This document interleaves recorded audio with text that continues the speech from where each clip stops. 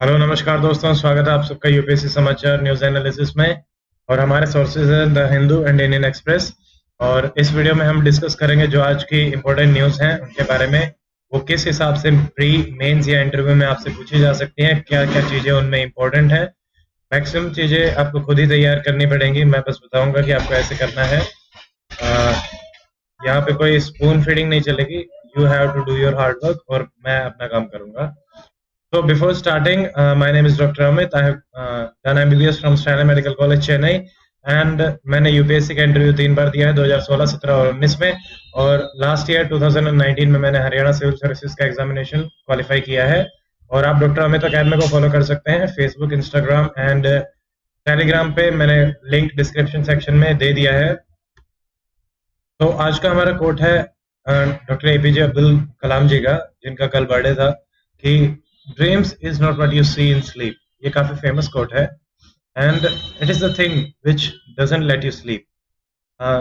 ये बिल्कुल सही भी है। जब सही में आपको अपने सपने पूरे करने होते हैं तो आपको नींद आनी बंद हो जाती है। नींद आनी इसलिए बंद हो जाती है क्योंकि हम सोचते रहते हैं कि कैसे उस चीज को कंप्लीट किया जाए, कैसे वहां तक पहुंचा जाए, और हम अपनी जी जान लगा देते हैं उसको पूरा करने में। बट अगर कोई ऐसी चीज है ही नहीं जो आपको इतना पैशनेटली फॉलो करने पे मजबूर हो, तो वो आपका सपना नहीं है। आपका सपना वही है जिसके लिए आप सब कुछ छोड़ने के लिए रेडी हो। स्लीप का इन्होंने रेफरेंस इसलिए दिया है कि because I think sleep is the most important और crucial part of our life. जो इसको त्याग सकता है वही कुछ भी अचीव कर सकता है। आज की हमारी पहली न्यूज है, ये कल भी थी, कि J and K parties team up for restoration of the special status. तो यहाँ पे कुपकार डिक्लेरेशन है जो कल मैंने पूछा था आप लोगों से। तो यहाँ से हमारे जो इम्पोर्टेंट टॉपिक है फॉर मेंस एंड इंटरव्यू, तो क्या 370 अबॉलिश हो चुका है कंप्लीटली।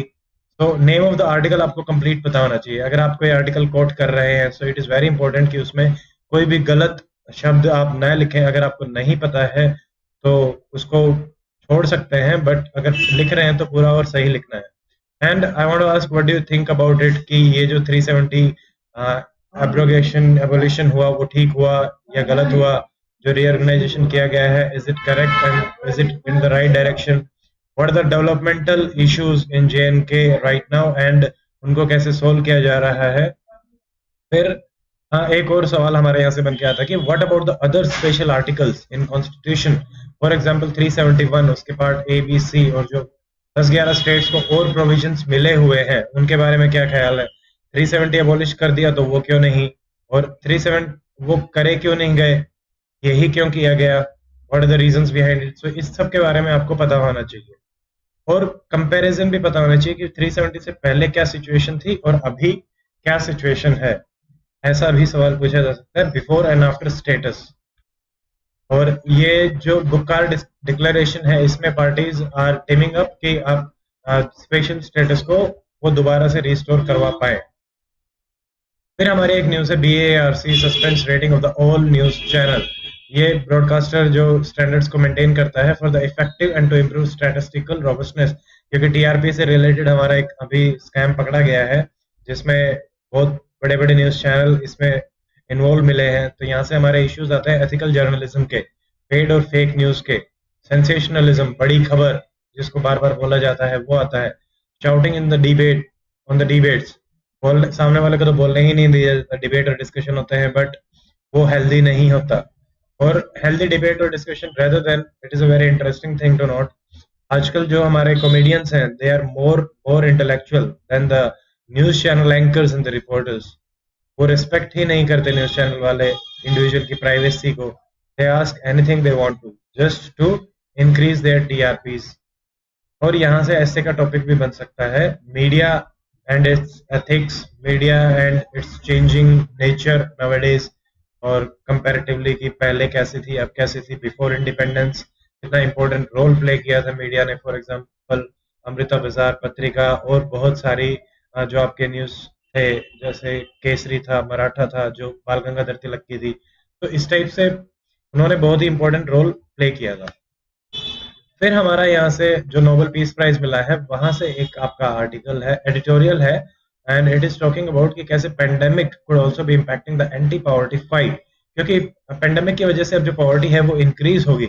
और यहाँ पे यूएन एट 75, तो यूएन आपका इंपॉर्टेंट हो जाता है क्योंकि उसके 75 ईयर्स कंप्लीट हो गए हैं। तो यहाँ से हमारे सवाल बन सकते हैं UN reforms in general, UNSC के रिफॉर्म्स, आईएमएफ के रिफॉर्म्स और अदर इंस्टीट्यूशन जो न्यूज में रहेंगे वो आपको देखने हैं, उनकी स्ट्रक्चर एंड मैंडेट। डायरेक्टली यही सवाल आता है मेंस में, what is the structure, what is the mandate of this institution, what are the issues related to it and what can be done and what is the importance with respect to India, and is UN losing its importance post COVID और इन 21st century, क्योंकि multilateralism में हम देख रहे हैं कि various regional groupings are evolving और वहां पे यूएन की जो इम्पोर्टेंस है वो कहीं ना कहीं खत्म होती सी नजर आ रही है। तो ये आपका तैयार होना चाहिए, ऐसे में भी पूछा जा सकता है ये।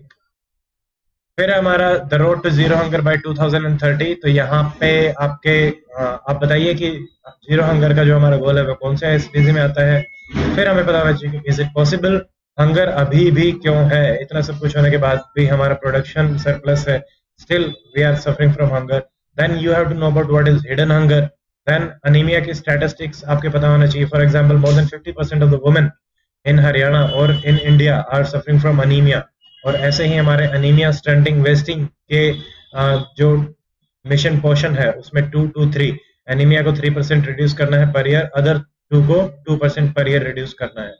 तो इसके सॉल्यूशंस क्या हो सकते हैं, रूरल वर्सेस अर्बन जो इश्यूज हैं, एक में ओवर ईटिंग इशू है, एक में अंडर ईटिंग इशू है, यही पैराडॉक्स है हंगर का। And food wastage, more than 25 to 30% of your food is wasted, कैसे उसको बचाया जा सकता है। इसमें काफी इनोवेटिव सॉल्यूशंस भी हैं। 2-3 केस स्टडी आप तैयार रखिए। इसमें एक एग्जांपल मैं आपको दे देता हूँ, जैसे कि व्हाट्सएप पे भी ग्रुप बनाए जाते हैं जहाँ पे लोग ये शेयर करते हैं कि भाई कोई हेल्प करना चाहता है, तो फिर वो रोटियां इकट्ठी करके कई सिटीज में ऐसे बनाए गए हैं, वो फिर जो जरूरतमंद लोग हैं उनको रोटियां पहुंचाते हैं। फिर हमारा यहाँ से टीआरपी का एक और इश्यू आता है कि should the government regulate TRP. तो इसके बारे में आपको आपका ओपिनियन बना होना चाहिए, इंटरव्यू के हिसाब से ये इंपॉर्टेंट हो जाता है।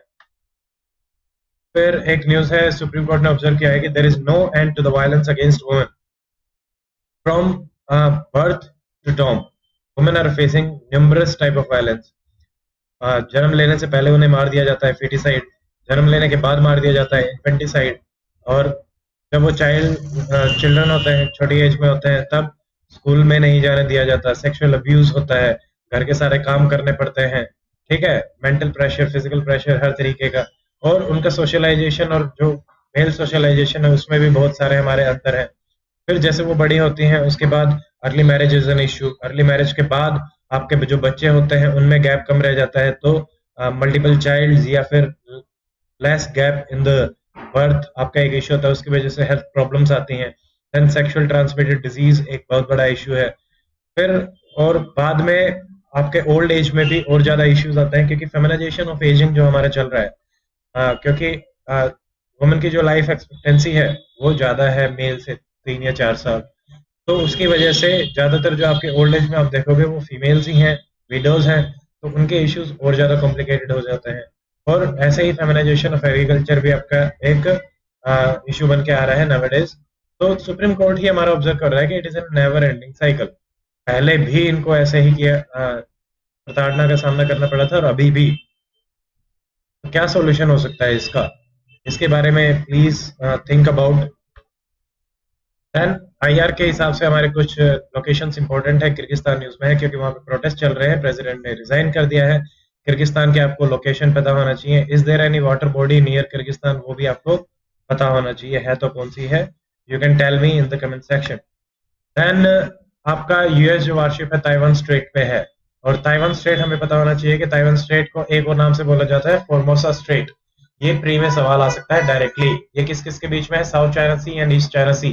देन चाइना और ताइवान को अलग करती है, एंड इसकी जो सबसे नैरोएस्ट जो विड्थ है वो है 130 किलोमीटर। यूपीएससी में अगर ऑप्शंस में आए कि 30 किलोमीटर, तो आप देखिए कि 130 से ज्यादा ही है, उससे कम नहीं है। तो ये यूपीएससी में अगर ऑप्शन आएगा तो बहुत ज्यादा वेरिएशन के साथ आता है। जनरली पूछेंगे तो एक ही चीज पूछेंगे कि फॉर्मोसा स्ट्रेट जो है विच वाज द न्यूज, वो किस किस के बीच में है। तो ताइवान अगर पता होगा तो हम कर सकते हैं, बट यही नहीं पता कि फॉर्मोसा ही ताइवान का नाम है, तो थोड़ी प्रॉब्लम हो जाती है। देन यमन हमारा न्यूज में है, तो इसकी यो मैन ओ मैन, तो yo man is Yemen, oh man is woman, ठीक है। फिर यहाँ पे हमारा इथियोपिया है, जिबूती है, अल्टीरिया है, फिर ये रेड सी है आपका, ये अरेबियन सी है, ये है गल्फ ऑफ अडन, ठीक है, और ये जो हमारा ये जो चोंच बन रही है ये है सोमालिया, ठीक है। ये सारी कंट्रीज आपको पता होनी चाहिए। ऐसे मैप में एक एक दो दो लोकेशन हम करते रहेंगे, इससे लगभग कंप्लीट हो जाएंगे हमारी सारी लोकेशन अच्छे से। इंडियन एक्सप्रेस की हमारी न्यूज है, एक न्यूज है अबाउट यूपी, जो कि सेकंड रैंक पे है अभी in ease of doing business. इन्होंने बहुत ज्यादा रिफॉर्म्स किए हैं, दीज रिफॉर्म्स आर कमेंडेबल। जैसे यहाँ पे आप इनको पढ़ सकते हैं, आत्मनिर्भर भारत को बनाने के लिए ये आप सॉल्यूशंस में भी डाल सकते हैं, यूपी का एग्जांपल देते हुए भी। और अगर इस टाइप का कोई सवाल आत्मनिर्भर भारत डायरेक्टली मेंस में पूछा जाता है तो भी, कि कैसे किस किस पे फोकस करो, स्टार्टअप्स पे फोकस करो, health, power, education, social sector की startups, agriculture, food processing, industrial parks like MSME, pharma parks, apparel parks, इन पे फोकस करना है।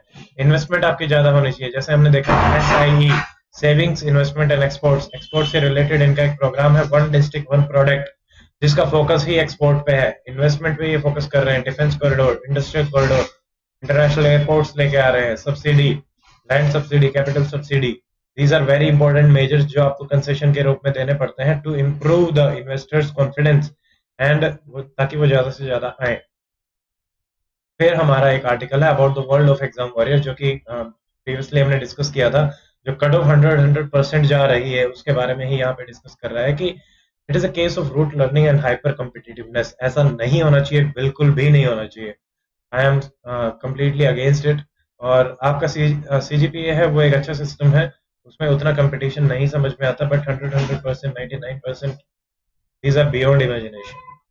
तो यहाँ से आपके ये एडिटोरियल का आप पढ़ सकते हैं, इंडियन एक्सप्रेस के बहुत अच्छा एडिटोरियल है। Then there is another editorial about nudge towards formalisation. तो आपको पता होना चाहिए कि फॉर्मल वर्कफोर्स इंडिया में कितनी है, इसके स्टैटिस्टिक्स आपको पता होना चाहिए, वेरी कॉमन, और ये यूज भी होगा। Then skill population according to skill India report, it is very very less. ये दोनों आपके स्टैटिस्टिक्स तैयार रहने चाहिए। Then registering MSME could help them access formal credit channel, but the cost of formalization and the compliance are high. India में high है, sorry, क्योंकि informal जो कॉन्ट्रेक्चुअलाइजेशन की बात होती है, इवन आपकी जो गवर्नमेंट है वही इनफॉर्मेलिटी की तरफ बढ़ रही है। हमारा टॉपिक तो ये आता है कि increasing informalisation in the formal sector. तो ये भी आपका एक इस टाइप का सवाल पूछा भी गया है मेंस में, और पूछा भी जा सकता है again. So this is it in this section. If you like this video, please share and subscribe the channel, and do comment if you have any issues or any questions regarding it. And see you tomorrow. Till then, stay healthy. Goodbye. Jai Hind.